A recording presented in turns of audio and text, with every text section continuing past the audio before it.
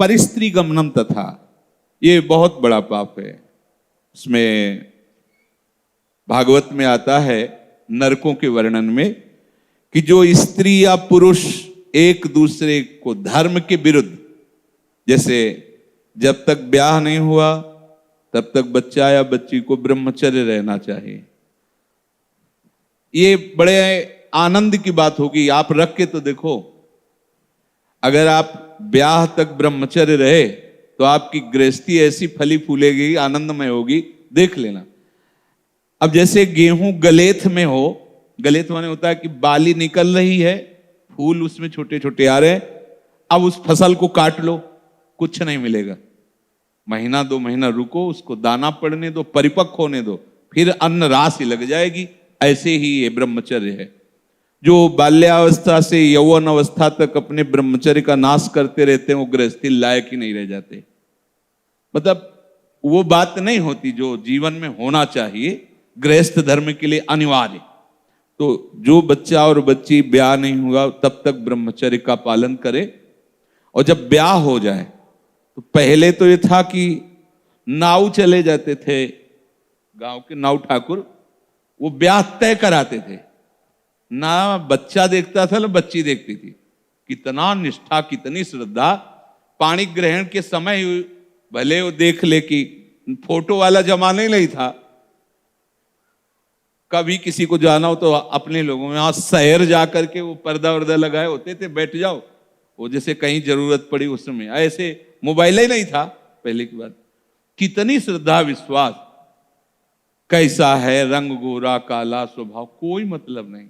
माता पिता या कोई तय करे आयो। जब पाणी ग्रहण हुआ उसी समय स्वीकार कर लिया कि आजीवन निर्वाह करना है, चाहे जैसे स्वभाव वाला हो, चाहे बड़ी पवित्रता गृहस्थी में देखी गई, बड़ी पवित्रता, बड़ा जीवन। तो यहां तक मर्यादा। लोग इसका मजाक उड़ाते हैं। मजाक तो तुम्हारा उड़ रहा है, देखो ना, देखो ना, मजाक उड़ रहा है तुम्हारा।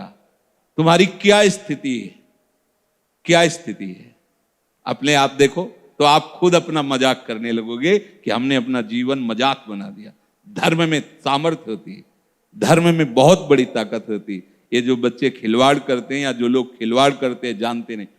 उसमें लिखा है कि जो स्त्री शरीर पर पुरुष से ऐसा कुछ संबंध करती है तो लोहे की तपती हुई पुरुष शरीर या स्त्री शरीर जो परस्पर ऐसा, उसमें कल्पों तक मरना है नहीं। कितना दाह होगा। रामचरितमानस में भी लिखा है, पति वंचक परपति रति करई, रौरो नरक कल्प सतपरई। जो अपने पति की वंचना करके, धोखा देके किसी और पुरुष के साथ वैसा व्यवहार करती है तो बोले 100 कल्प तक रौरो नरक में पड़ती है। ये शास्त्र झूठे नहीं है। 100 कल्प तक रो। अगर तुम्हारे भाग्य में कहीं ऐसा पति है कि भाई लंगड़ा हो गया है, उसकी आंख खराब हो गई है, सुनाई नहीं देता है, वो रूपवान नहीं है, तो मिला तो तुम्हारे प्रारब्ध से ही है ना। तो अंध बधिर क्रोधी अति दीना, ऐसे उपति करके अपमाना, नारी पाव जमपुर दुख नाना।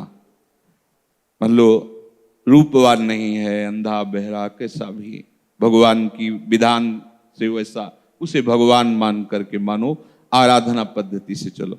अगर पुरुष अपनी पति का जो भाव स्वीकार किया है उसका त्याग करके धोखा देकर दूसरी किसी स्त्री से, ऐसा घोर नरक का अधिकारी होता है वो। अगर ऐसा तो व्यभिचारी की बहुत बड़ी दुर्गति होती है।